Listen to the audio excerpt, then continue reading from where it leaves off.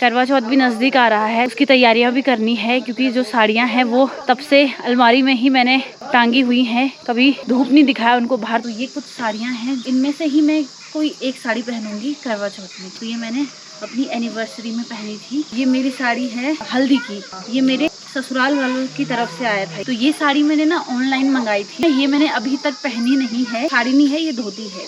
ये मैंने पिछले करवा चौथ में भी पहना था।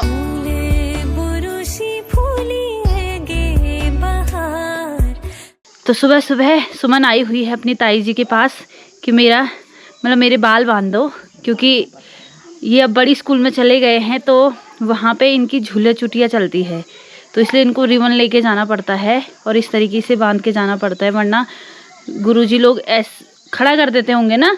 खड़ा करते हैं, मारते सीधा मारते हैं।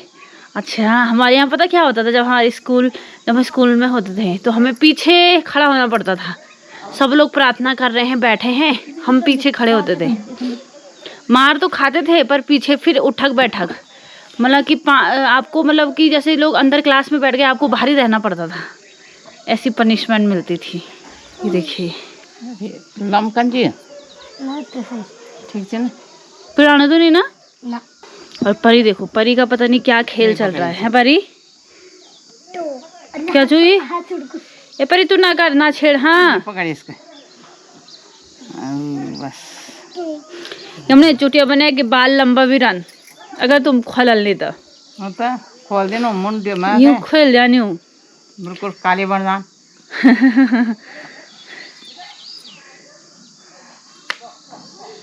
और बस परी को बस फोन दिखना चाहिए, फोनी फोनी। अभी पता नहीं किसको कॉल कर देगी। तूने थैंक यू नहीं बोला अपनी ताई को? गाना अच्छा, गाना है भाई। कौन सा गाना?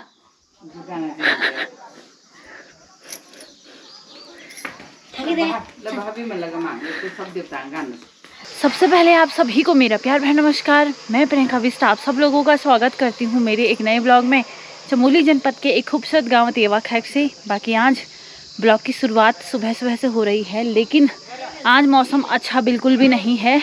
मतलब जिस तरीके से और दिन तेज़ धूप रहती थी वैसी धूप आज नहीं है। धीरे धीरे ठंड बढ़ रही है, रात को तो बहुत ज़्यादा ही ठंड हो रहा है। तो आज ज़रूरत थी वैसे तेज़ धूप की, क्योंकि करवा चौथ भी नज़दीक आ रहा है, तो उसकी तैयारियां भी करनी है। क्योंकि जो साड़ियां हैं वो तब से अलमारी में ही मैंने टांगी हुई हैं, कभी धूप नहीं दिखाया उनको बाहर। तो मैंने सोचा कि आज मैं उसको धूप में दिखा देती हूँ, थोड़ा सा सुखा लेती हूँ, थोड़ी इनको धूप दिखेगी तो थोड़ा वो चमक जाएंगे, है ना। तो देखते हैं फिर कैसा रहता है। फिर दिन भर में मतलब धूप रहती है नहीं रहती है, धूप तो है ही पर चमकदार धूप नहीं है। तो चलो इतनी भी है, इतने में मैं डाल देती हूँ। और आज आप लोगों को अपना साड़ी का कलेक्शन दिखाती हूँ। और उन्हीं साड़ियों में से एक साड़ी मैंने पहननी है करवा चौथ के दिन, और करवा चौथ है परसों 20 तारीख को, और उसकी तैयारी भी करनी है, शॉपिंग करनी है। उसके बाद बहुत काम होते हैं करवा चौथ में भी, है ना। तो सफाई वगैरह भी करनी है। फिर उसके बाद जहाँ पे करवा माता जी का मंदिर हम स्थापित करेंगे वहाँ पे भी अच्छी जगह बनानी है। तो बहुत सारे काम हैं। तो चलिए पहले अपनी साड़ियाँ बाहर निकालती हूँ। बाकी सुबह का हमारा नाश्ता हो गया है और किचन वाला काम मैंने कर दिया है।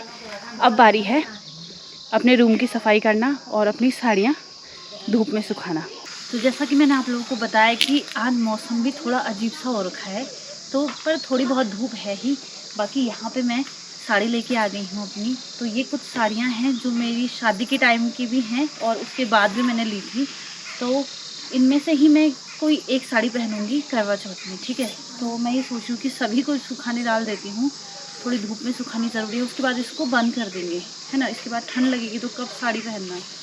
तो सबसे पहले जो ये वाली साड़ी है ना, ये वाली जब हमारी शादी को 1 साल मतलब इसी साल कंप्लीट हुआ था मार्च में, तो तब ली थी ये। तो ये मैंने अपनी एनिवर्सरी में पहनी थी, ठीक है।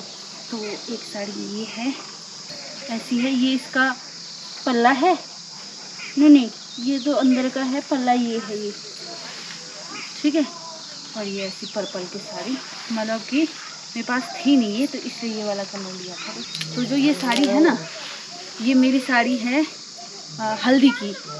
ये मेरे ससुराल वालों की तरफ से आया था ये साड़ी ना, मतलब ये मेरे को सगाई में मिली थी ये वाली साड़ी। तो उस टाइम पे उन्होंने मुझसे पूछा था कि कौन सी कलर की साड़ी चाहिए। मैंने बोला मुझे पीली कलर की साड़ी दे दो ताकि मेरी शादी में भी काम आ जाएगा, है ना। तो ये मैंने हल्दी में पहनी थी। तो ये भी कुछ इस तरीके का है, इसमें ना लाल ब्लाउज है। इस तरीके की साड़ी थी ये। तो ये देखिए ऐसी थी और काफ़ी बार पहन ली है मैंने, और बहुत ही बढ़िया साड़ी।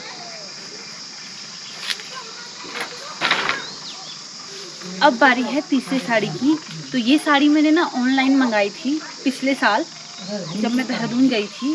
तो क्योंकि क्या होता है ना, सारी जो ये साड़ियाँ थी मेरे पास ना सारी भारी साड़ियाँ थी, तो इस वजह से मैंने क्या बोलते हैं उसको, ये वाली साड़ी वो करी, ये वाली हल्की साड़ी ली। तो जैसे कोई भी नॉर्मल पूजा होती है या मंदिर जाना होता है तो तब जाके ये काफ़ी अच्छा होता है, क्योंकि हल्की साड़ी आप संभाल भी पाते हो। पता ये इतनी भारी है ना, बहुत ही मुश्किल होता है मुझे साड़ी संभालना। एक तो आदत भी नहीं है, ज़्यादा साड़ी मैंने पहनी भी नहीं, पर मुझे साड़ियों का बहुत ज़्यादा शौक है। ठीक है, तो ये बहुत ही सस्ती है, 300 रुपये की थी ये साड़ी ऑनलाइन। अगर आप लोग भी मंगाना चाहते हो तो मंगा लीजिए। और बहुत ही हल्की, और इसका ब्लाउज है पिंक कलर का। और अभी 2 ऐसी साड़ियाँ हैं जो सासू जी के बक्से में हैं, उसको मैं बाद में धूप दिखाऊंगी। तो जो ये वाली साड़ी है ना, ये मैंने अभी तक पहनी नहीं है। तो ये देखिए कुछ इस तरीके की है। ये वाली जो साड़ी, मतलब ये साड़ी नहीं है, ये धोती है। तो ये तो माँ ने ली थी, तो एक माँ ने मेरे को दी थी। ये तो शादी के बाद की बात है। ये वाली जो साड़ी है ये मैंने पिछले करवा चौथ में भी पहना था, और ये थी हमारी रिसेप्शन की साड़ी। ठीक है, तो भारी हैं ये साड़ियाँ, संभालनी बड़ी मुश्किल है। उस टाइम पे तो अच्छा लगता है शादी के टाइम पे कि हाँ ना महंगी महंगी साड़ी लेंगे भारी भारी, पर अब पता चलता है कि यार क्यों ली होंगी ऐसी साड़ियाँ। वही होता है, इसलिए शादी में ज़्यादा साड़ियाँ नहीं लेनी चाहिए, 1-2 लो बस, बाकी तो हो जाता है। क्योंकि बाद में काम क्या है, इतनी भारी साड़ी कितना मुश्किल हो रहा है अब।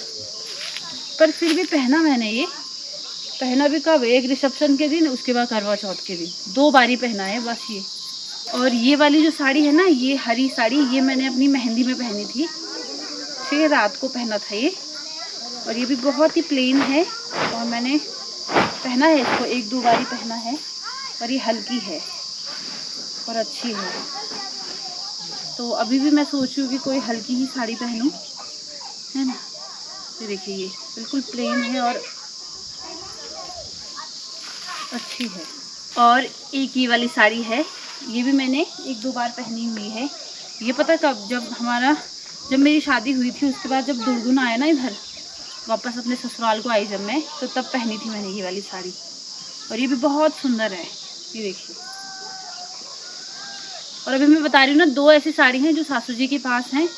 तो जब उनको टाइम, अभी वो थोड़ा काम कर रही हैं, तो जब उनको टाइम मिलेगा तो फिर वो दे देंगी, तो फिर उसके बाद मैं उसको भी सुखाने डालूंगी और आपको भी दिखाऊंगी।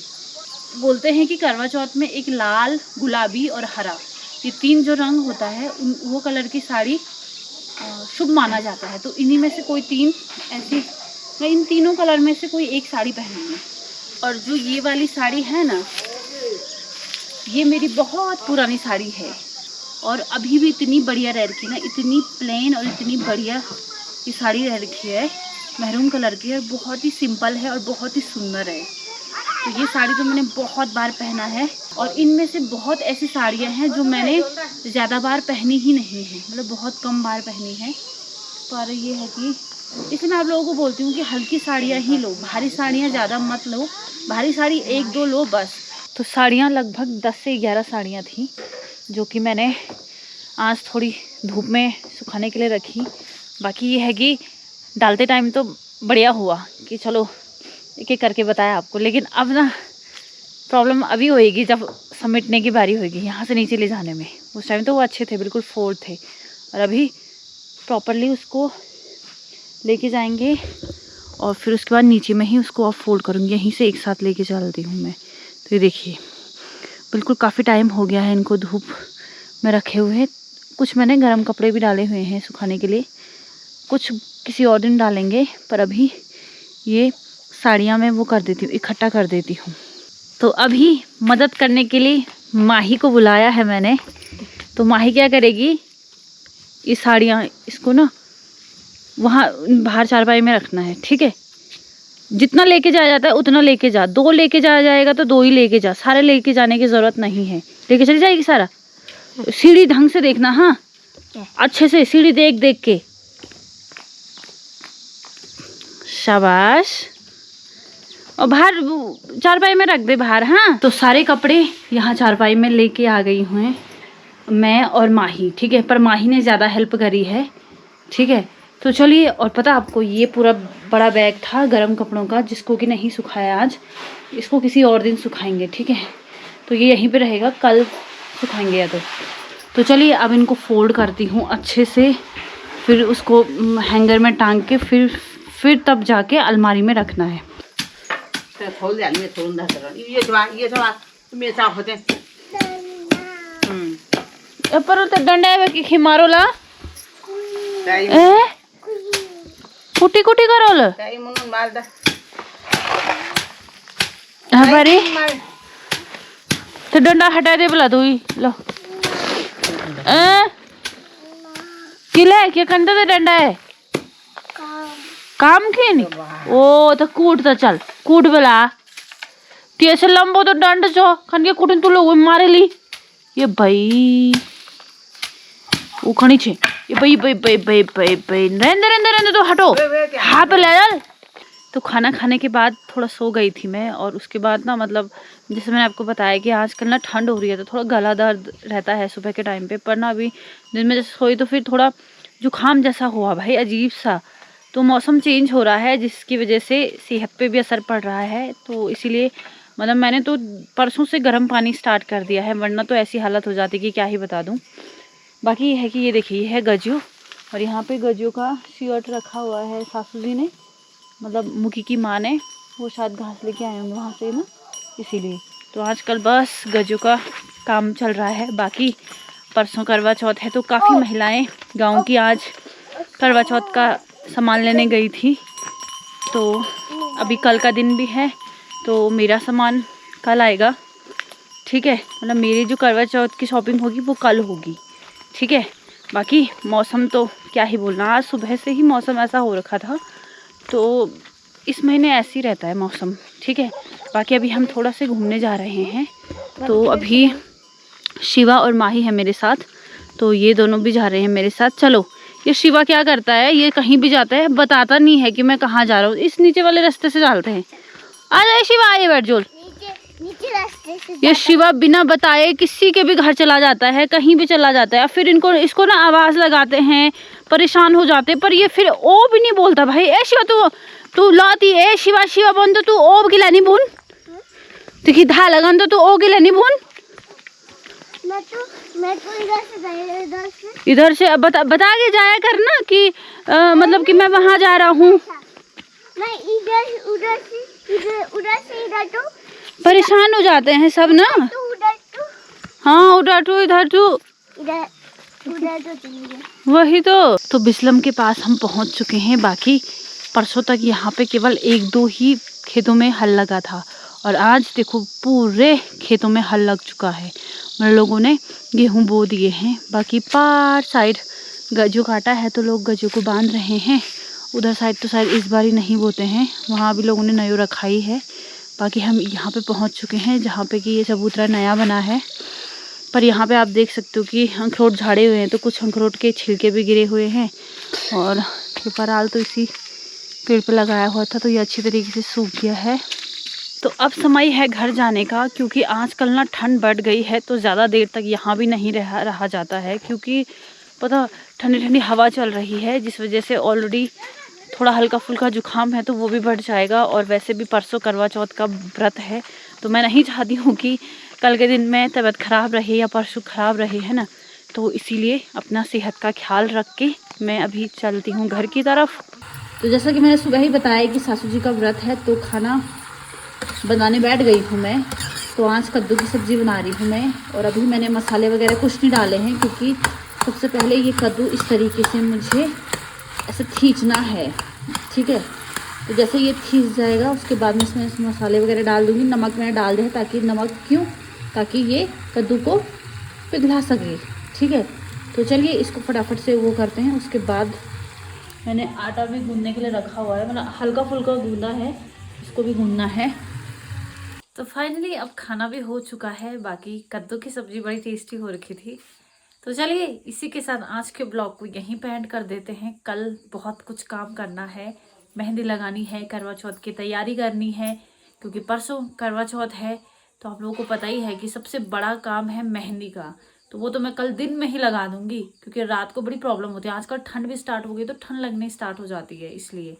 तो चलिए कल बहुत ज़्यादा बिजी रहूँगी मैं, और आप लोगों को भी दिखाऊंगी, है ना। तो इसी के साथ इस ब्लॉग को यहीं पे एंड कर देते हैं। तो मैं उम्मीद करती हूँ कि आपको मेरा आज का ब्लॉग पसंद आया होगा। ब्लॉग पसंद आए हुए तो लाइक कर दीजिएगा, प्यारा सा कमेंट कर दीजिएगा, और अगर आप चैनल पे नए हैं तो प्लीज़ सब्सक्राइब करना मत भूलिएगा। मैं प्रियंका बिष्ट आप सब लोगों से मिलती हूँ बहुत जल्दी एक प्यारी वीडियो के साथ। तब तक आप अपना और अपनों का ख्याल रखिए। जय भारत, जय उत्तराखंड।